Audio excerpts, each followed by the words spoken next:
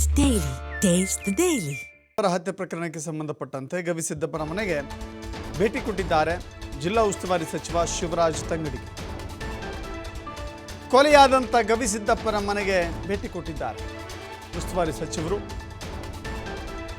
ಗವಿಸಿದ್ದಪ್ಪನ ಕುಟುಂಬಕ್ಕೆ ಸಾಂತ್ವನ ಮತ್ತು ಧೈರ್ಯವನ್ನು ಹೇಳಿದ್ದಾರೆ. ಕೊಲೆ ಆರೋಪಿಗಳಿಗೆ ಕಠಿಣ ಶಿಕ್ಷೆಯಾಗುತ್ತೆ ಅಂತ ಹೇಳಿದ್ದಾರೆ. ಕುಟುಂಬಸ್ಥರು ಬಹಳ ಒತ್ತಾಯ ಮಾಡಿದ್ದಾರೆ. ಆ ಕಠಿಣ ಶಿಕ್ಷೆ ಆಗಬೇಕು ಕೊಲೆಗಾರರಿಗೆ, ಇಲ್ಲ ಅಂತ ಹೇಳಿದ್ರೆ ನಮ್ಮ ಮಗನಿಗೆ ಶಾಂತಿ ಸಿಗೋದಿಲ್ಲ ಅಂಥೇಳಿ. ಆಗ ಖಂಡಿತವಾಗೂ ಕೂಡ ಕಠಿಣ ಶಿಕ್ಷೆ ಆಗುತ್ತೆ. ಜಿಲ್ಲಾಡಳಿತದಿಂದ ಒಟ್ಟು 8.25 ರೂಪಾಯಿ ಅಂತೆ ಒಟ್ಟು 4 ಲಕ್ಷ ರೂಪಾಯಿ ಪರಿಹಾರವನ್ನು ವಿತರಣೆ ಮಾಡಿದ್ದಾರೆ.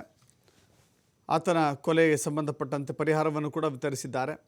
ಆದರೆ ಆತ ಕೊಲೆಯಾಗಿ ಯಾರು ಕೊಲೆ ಮಾಡಿದ್ದಾರೋ ಅವರ ವಿರುದ್ಧ ಕಠಿಣ ಕ್ರಮ ತೆಗೆದುಕೊಳ್ಳಲಿಕ್ಕೆ ಸರ್ಕಾರ ಬದ್ಧವಾಗಿದೆ ಅಂತ ತಿಳಿಸಿದ್ದಾರೆ.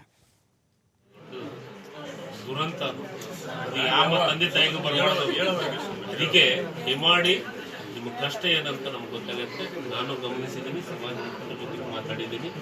ನಾವು ಏನು ಶಿಕ್ಷೆ ಮಾಡಬೇಕು ಶಿಕ್ಷೆ ಮಾಡೇ ಮಾಡ್ತಿದ್ದಾರೆ. 101% ನಾನು ಶಿಕ್ಷೆ ಆಗೇ ಆಗುತ್ತೆ, ಮಾಡೇ ಮಾಡ್ತೀನಿ. ಯಾರೂ ಅದು ಇದು ಆದದ್ದು ಆಗಬಾರ್ದು. ನಿನ್ನ ಕಷ್ಟ ಏನಂತ ನಿನಗ ಮತ್ತು ನಿನ್ನ ಗಂಡನ ಕಷ್ಟ ಏನಂತ ನಮ್ಗೆ ಗೊತ್ತಾಗುತ್ತೆ. ಯಾಕೆ ಗೊತ್ತಾ,